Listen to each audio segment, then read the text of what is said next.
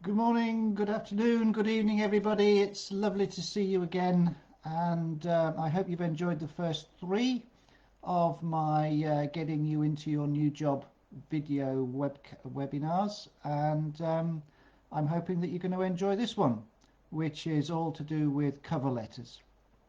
Why are we talking about cover letters before applying? Well, naturally you would be working on cover letters as part of your application process, but let's talk about them now so that we get into them and get them out of the way, shall we say, before we move on to the application stage. So what do we know about cover letters? The first thing is one page, no more than one page.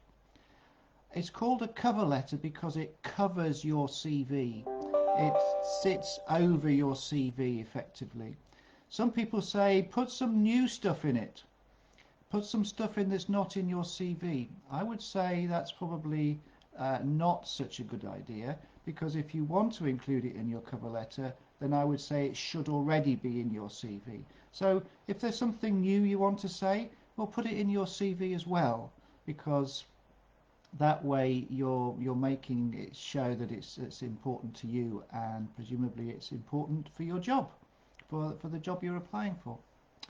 Um, the cover letter basically provides pointers to the way that you want your reader to read your CV.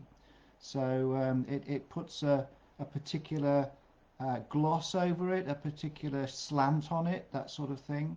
So you don't have to modify your CV as much for job after job if you're providing a cover letter that effectively does the modification for you, shall we say. So in terms of content then, let's start at the top. Do we put all our addresses and things on? Your address, company address, yours faithfully, and all that sort of thing. Do we do that? Well, I think if you're applying for a very formal organization, maybe an investment bank or something like that, then you probably would. But for most jobs, in most circumstances, I don't think it's vital anymore. And I've looked at cover letters from very important people for very important roles, and they have not included that sort of thing. So I would say it's optional. So don't sweat about that sort of thing. Include it if you've got the space, but if you don't have, or you prefer not to, then don't worry about it. As I've intimated, cover letters are different for each job. Why is that? Because um, you're aiming to respond to the person specification in the application advert. So you're aiming effectively to say, yes, you're asking for this, I can do it. You're asking for this, I can do it, and so on through the person specification. Not as obvious as that, not as overt as that, but you will be using some of the key words that they use in your cover letter. And so you're going to change it job by job. But believe me, it's not a case of wholesale change. As long as you're applying for roughly the same sort of job in the same industry, then there won't be a lot of change, because companies are generally looking for basically the same things. So once you've got one good cover letter you're proud of, then you will find that others can be generated relatively easily for the majority of the content. I would say there are three things that we want to answer in our cover letter. There are three questions we want to answer.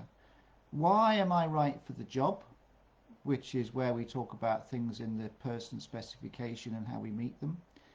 Why I want to work for you, and that's often things to do with history, but particularly culture. I think culture is a very important thing to bring in. And why I want the job.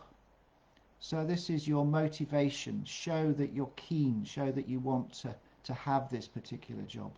So you would talk about maybe the training scheme, the graduate scheme. You talk about mentoring. Maybe you talk about the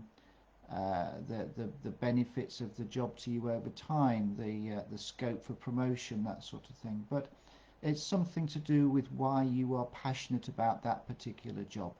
So why I'm right for the job, That's where you talk about your suitability, your skills, your experience, your expertise, and you would lay that out and say, look, I've done all this, I am all this, so look, I align with what you're looking for.